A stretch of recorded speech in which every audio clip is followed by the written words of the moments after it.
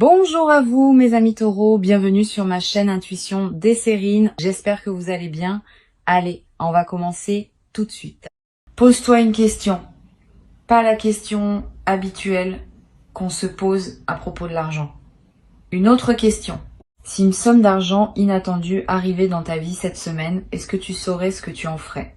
Pas la réponse rapide qui te vient en surface. La vraie réponse. Celle qui dirait quelque chose de vrai sur qui tu es maintenant, sur ce qui te tient vraiment à cœur, sur ce que tu placerais en priorité si la contrainte financière s'allégeait soudainement. Cette question est plus importante qu'on ne le pense, parce que la qualité de ta réponse à cette question détermine en partie la qualité de ce qui s'apprête à arriver dans ta vie. L'argent qui s'approche de toi est réel, il vient. Il a une trajectoire qui converge vers ta réalité concrète et cette trajectoire arrive bientôt à son terme. Mais avant qu'il ne se manifeste, je veux te proposer un dialogue intérieur qui va te permettre de l'accueillir dans des conditions optimales. Parce que recevoir une somme d'argent sans s'être préparé intérieurement est une situation à laquelle beaucoup de personnes ne savent pas répondre adéquatement. Et le résultat, c'est qu'elles laissent filer ce qui leur a été donné sans en tirer le bénéfice durable que la situation aurait permis. Toi, tu vas faire différemment. Tu vas te préparer dès maintenant, par ce dialogue intérieur, pour que la réception soit à la hauteur de ce qui te sera offert. La première chose que je veux te demander de regarder en toi, c'est ta relation actuelle aux questions financières. Quand tu penses à l'argent, qu'est-ce que tu ressens dans ton corps? Y a-t-il une crispation dans le ventre, une tension dans la mâchoire, une légère anxiété qui s'installe, ou au contraire une certaine neutralité tranquille? Cette observation honnête de ce qui se passe en toi quand le sujet de l'argent émerge te donne une indication précise de ton état actuel. Si tu remarques une crispation, ce n'est pas grave, mais c'est une information utile. Cela signifie qu'une partie de toi traite encore l'argent comme une source de tension. Et cette partie va devoir être apaisée pour que la somme qui arrive puisse vraiment s'installer dans ton existence sans réactiver d'anciennes anxiétés. L'apaisement de cette zone tendue ne demande pas une thérapie longue. Il demande une simple reconnaissance, suivie d'une intention claire. Tu peux te dire intérieurement, je remarque que je porte de la tension autour de l'argent et j'invite cette tension à se relâcher progressivement. Cette reconnaissance bienveillante, sans drame, suffit souvent à enclencher un processus de détente qui se déploie sur plusieurs jours. Tu n'as pas besoin de faire plus que cela pour le moment. La somme qui arrive va ensuite faire son travail elle-même, en t'offrant l'expérience concrète d'une réception sereine qui désinstalle les vieux automatismes de tension. Ici, sur Intuition des Sirènes, je voudrais que tu réfléchisses maintenant à une seconde question. Si tu n'avais pas à justifier ton choix devant qui que ce soit, à quoi te ferait vraiment plaisir consacrer une partie de cette somme inattendue? Pas le choix raisonnable que tu indiquerais à quelqu'un qui te le demanderait, le choix vrai, celui qui te ferait sourire intérieurement quand tu y penses. Cette question est précieuse parce qu'elle révèle ce qui te nourrit vraiment, indépendamment des injonctions extérieures. Beaucoup de personnes vivent toute leur vie sans répondre honnêtement à cette question. Elles les pensent par devoir, par habitude, par convenance, mais rarement par alignement profond avec ce qui les fait vibrer. Tu vas avoir, avec cette somme qui arrive, l'occasion de faire au moins en partie un choix aligné. Réfléchis à ce que ce choix pourrait être. Ne te censure pas. Si ce qui te ferait vraiment plaisir te paraît trop frivole, trop coûteux, trop inhabituel, regarde quand même cette envie en face. Tu n'es pas obligé de la suivre intégralement, mais tu mérites au moins de la connaître. Beaucoup de personnes étouffent leur vrai désir si vite qu'elles finissent par ne plus savoir ce qu'elles désirent vraiment. Tu peux faire autrement.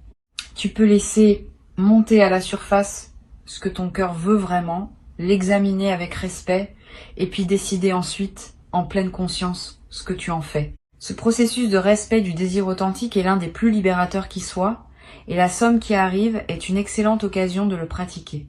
L'attention qui figure dans le titre, je veux maintenant te dire ce qu'elle signifie vraiment. Elle ne te demande pas d'être méfiant de la somme qui arrive. Elle te demande d'être attentif à toi-même au moment de la recevoir. Attentif à tes réflexes anciens qui pourraient surgir.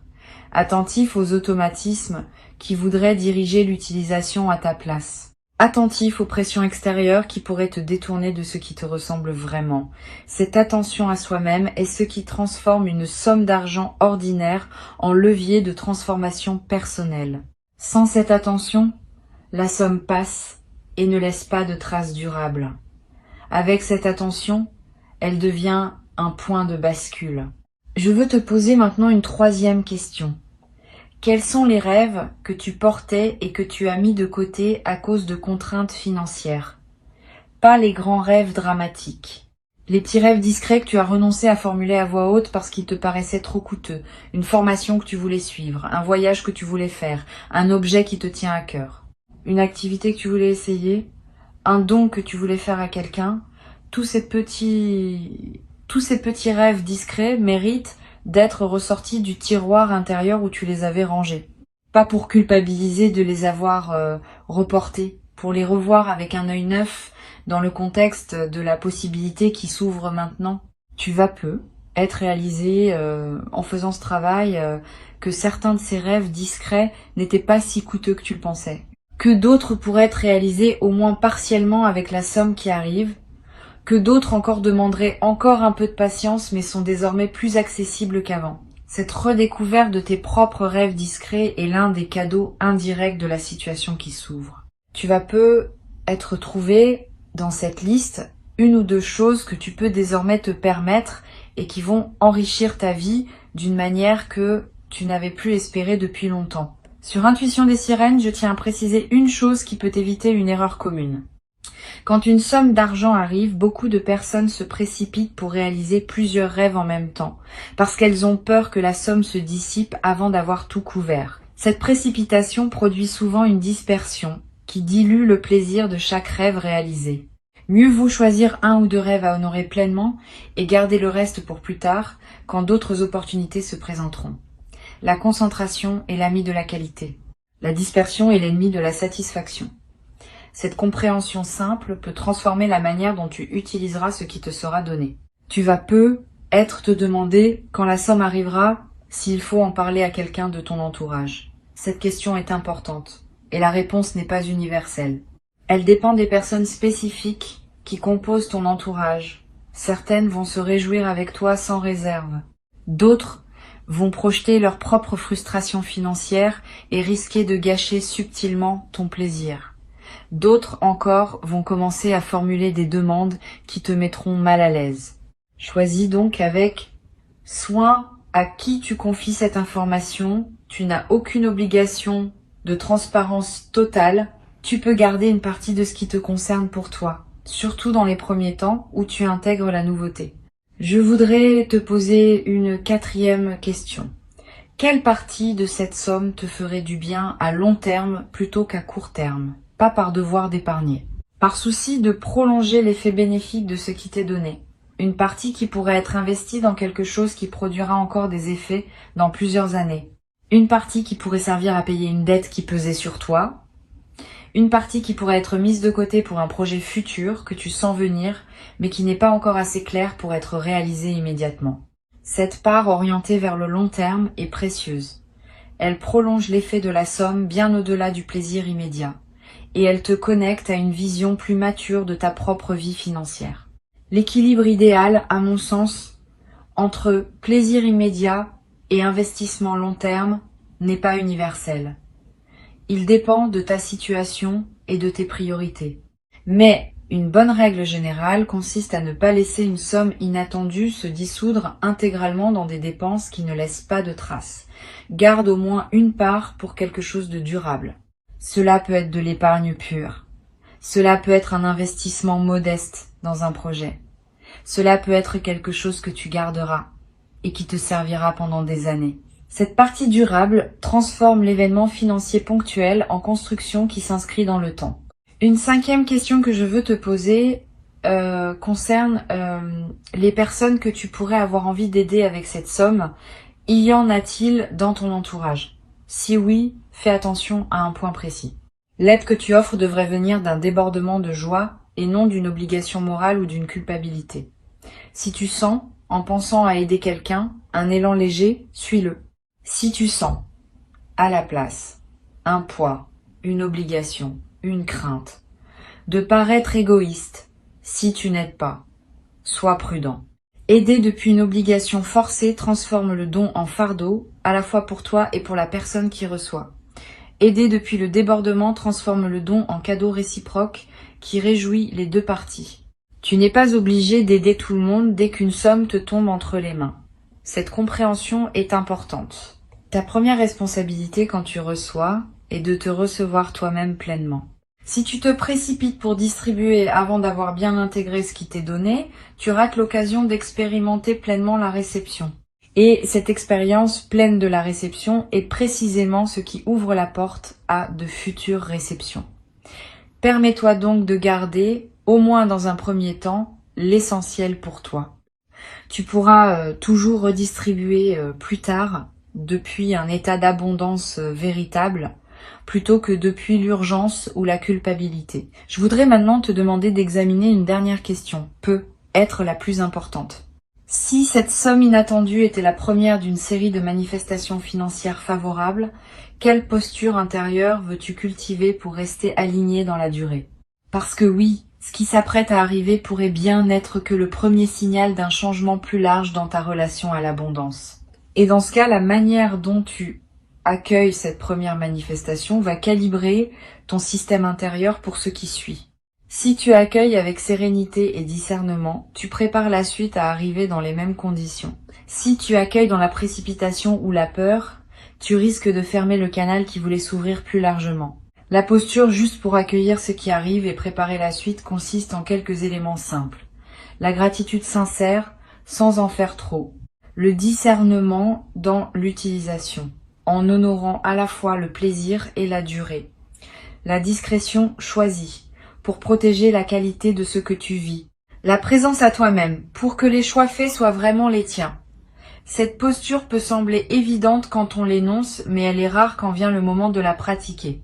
Beaucoup de personnes la perdent dans l'effervescence de la nouveauté. Toi, tu peux la maintenir parce que tu as pris le temps de la préparer mentalement avant que l'événement arrive. Tu vas peu être éprouvé au moment où la somme se manifestera, une émotion particulière qui ressemble à un mélange de joie, d'incrédulité et de calme.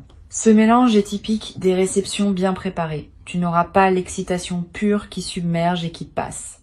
Tu auras une émotion plus dense, plus consciente, qui te permettra de vraiment goûter le moment. Ce goût conscient de la réception est ce qui distingue les expériences qui marquent durablement de celles qui passent sans laisser de traces. Tu vas ressentir cette densité émotionnelle et tu vas en garder un souvenir précieux qui te servira de référence pour toutes les futures réceptions, financières ou autres. Sur Intuition des sirènes, j'aime souligner que les questions qu'on se pose avant un événement déterminent en grande partie la qualité de ce qu'on vit pendant l'événement. Tu viens de te poser plusieurs questions importantes. Tu as réfléchi à ta relation actuelle à l'argent. Tu as identifié ce qui te ferait vraiment plaisir. Tu as ressorti des rêves discrets qui méritaient d'être revus. Tu as pensé à la part qui pourrait servir au long terme. Tu as examiné la question de l'aide à apporter aux autres. Tu as réfléchi à la posture intérieure que tu veux maintenir. Ce travail préparatoire ne sera pas perdu. Il va se déployer dans ton expérience effective de la réception, donnant à ce moment une profondeur que la plupart des personnes ne connaissent jamais. Je voudrais te parler maintenant d'une dimension à laquelle on pense rarement. La somme qui arrive va affecter ton sommeil dans les nuits qui suivront, pas seulement parce que tu seras content, plus profondément. Quand un soulagement financier réel se produit, le système nerveux qui portait peut être une vigilance chronique liée aux questions matérielles, peut enfin se relâcher. Tu vas peut-être dormir d'un sommeil plus profond que d'habitude. Tu vas peut-être faire des rêves apaisants. Tu vas peut-être te réveiller plus reposé sans pouvoir précisément l'expliquer. Cette amélioration corporelle est l'un des effets indirects mais réels de la réception. Elle confirme à ton corps que tu peux baisser une garde que tu portais depuis longtemps. Cette baisse de garde corporelle peut se prolonger. Tu vas être remarqué dans les semaines qui suivent que ta fatigue chronique diminue, que ton appétit se régule différemment, que des tensions habituelles se relâchent. Ces transformations physiques sont l'expression du fait que ton corps répond positivement aux changements de fréquence intérieure que la réception aura déclenché. Profite de ces transformations, ne te précipite pas pour reprendre des rythmes intenses qui réinstalleraient la tension ancienne. Donne-toi le droit de fonctionner à un nouveau régime, plus posé, plus habité. Cette nouvelle qualité de présence à toi-même est l'un des cadeaux durables qui dépasse largement le simple aspect financier de ce qui arrive. Je veux ajouter quelque chose qui peut-être te servir. La somme qui arrive a une histoire avant d'arriver chez toi. Elle a circulé, elle a transité, elle est passée par d'autres mains. Et au moment où elle arrive entre les tiennes, elle apporte avec elle une certaine énergie qui dépend de son trajet. La meilleure manière d'accueillir cette énergie est de mettre ton intention propre dans la somme, dès qu'elle arrive. Tu peux, par un simple geste mental, te dire que cet argent est désormais aligné avec qui tu es maintenant, qu'il sert tes priorités véritables, qu'il s'inscrit dans la trajectoire que tu choisis pour ta vie. Ce geste mental, qui peut sembler dérisoire, a un effet réel. Il personnalise l'argent qui te parvient et le met au service de ton parcours spécifique. Une autre dimension précieuse concerne la manière dont tu pourras parler de cette expérience plus tard, quand elle sera devenue un souvenir. Tu raconteras peut-être cette histoire à des proches, à des enfants, à des amis qui traverseront des phases plus difficiles.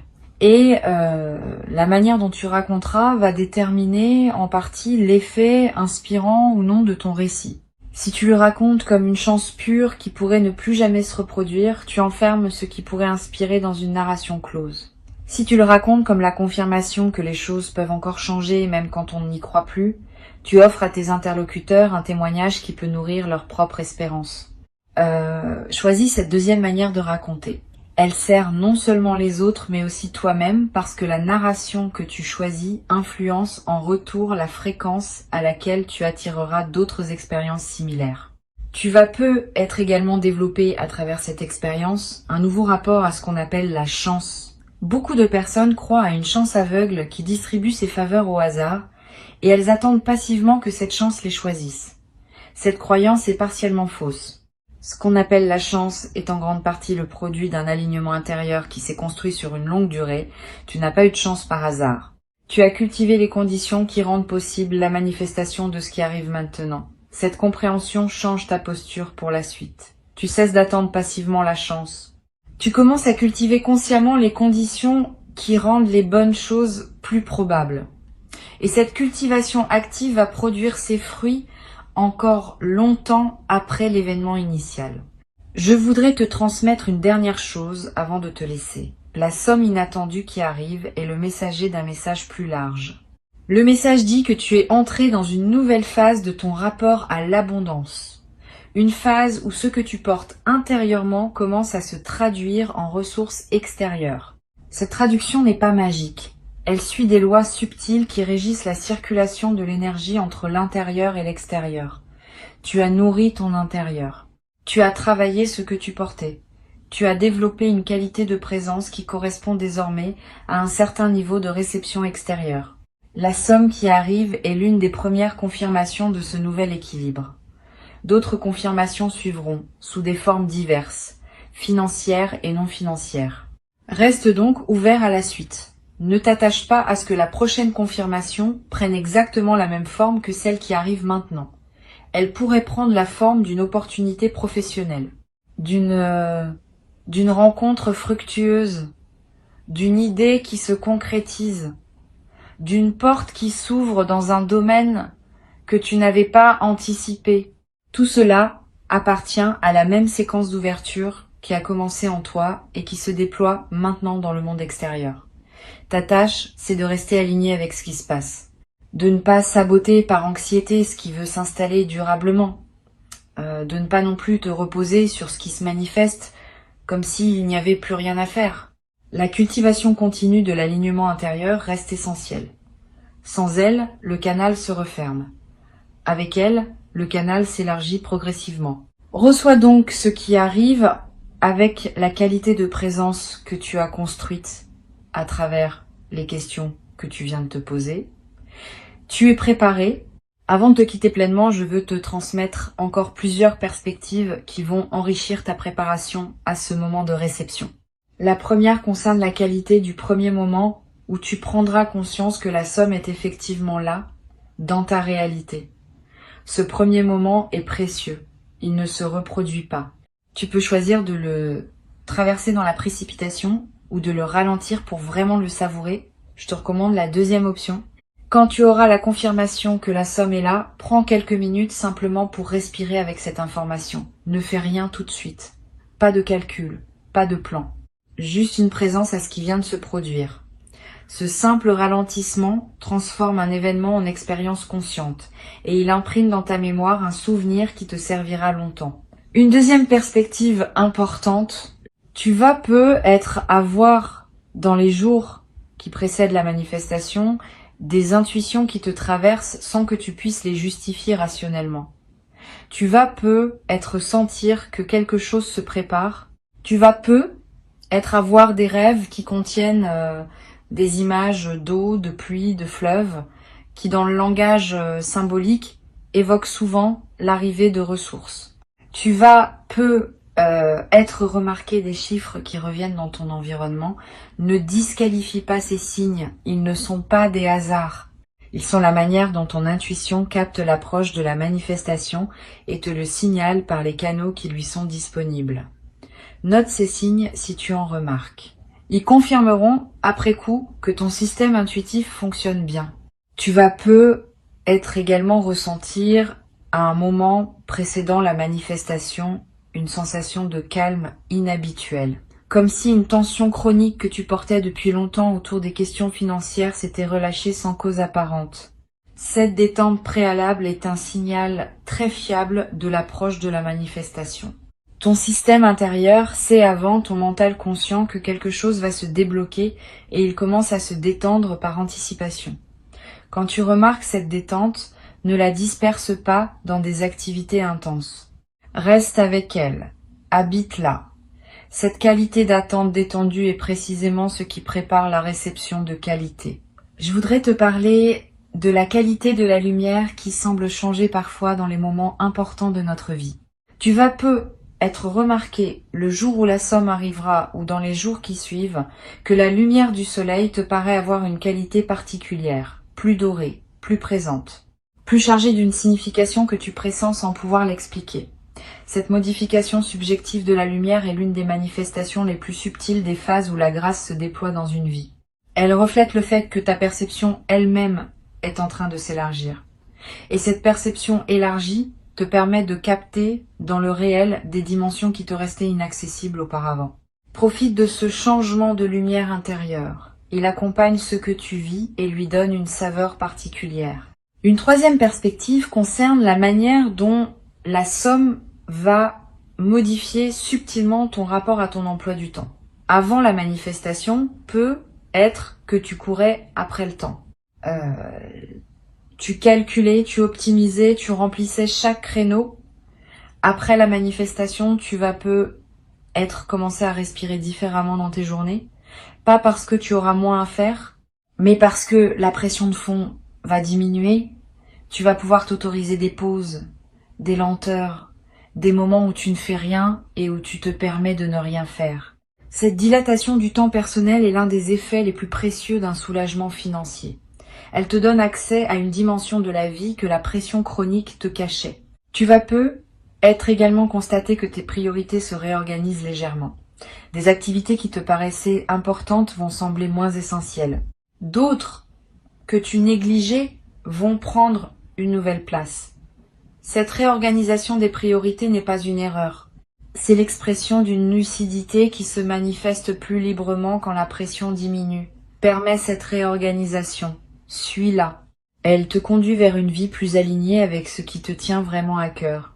Ne la combats pas en pensant que tu dois maintenir tes anciennes priorités par souci de cohérence. La vraie cohérence, c'est celle qui se met à jour au fur et à mesure que tu deviens plus toi-même.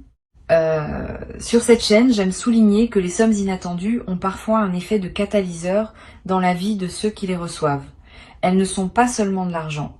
Elles sont l'occasion de revisiter sa vie, de poser des choix qu'on remettait à plus tard, de prendre des décisions qui demandaient un certain coussin financier pour pouvoir être prises sereinement. Tu vas peut-être prendre, dans les semaines qui suivent la manifestation, une décision importante que tu reportais.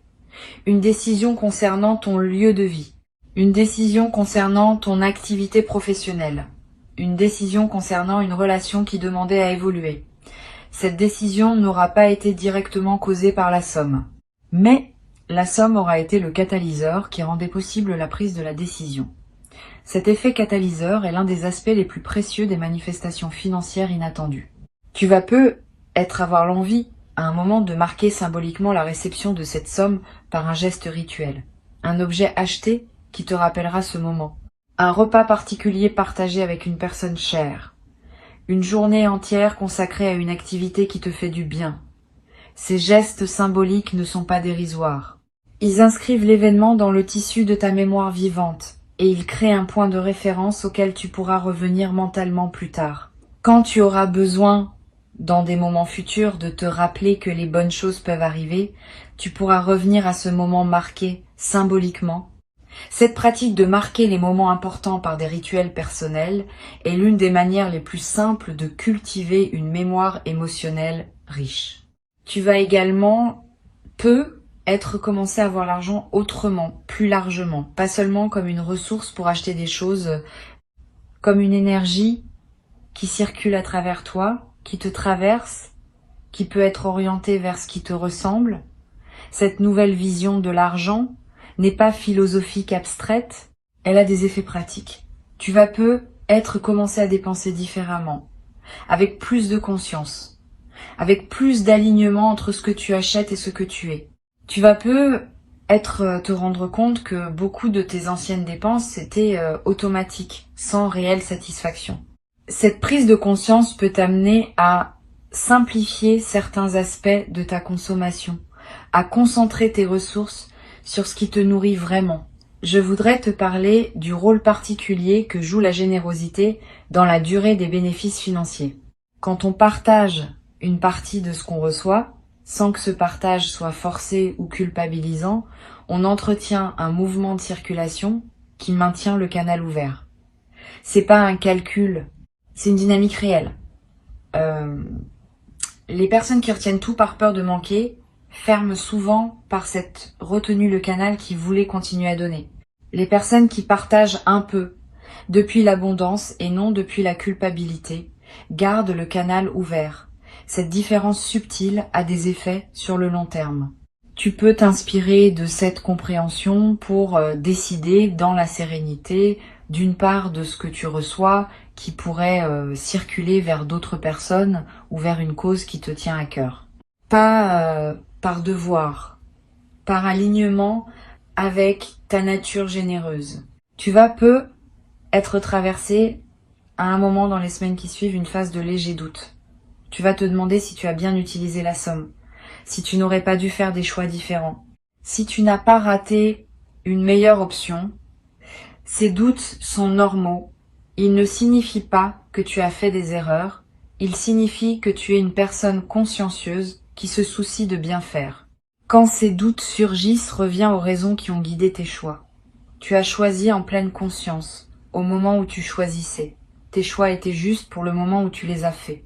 Le fait qu'ils puissent paraître discutables a posteriori ne signifie pas qu'ils étaient mauvais. Cette compréhension te libère de la rumination inutile. Tu vas peut-être également te demander si cette somme inattendue est vraiment méritée.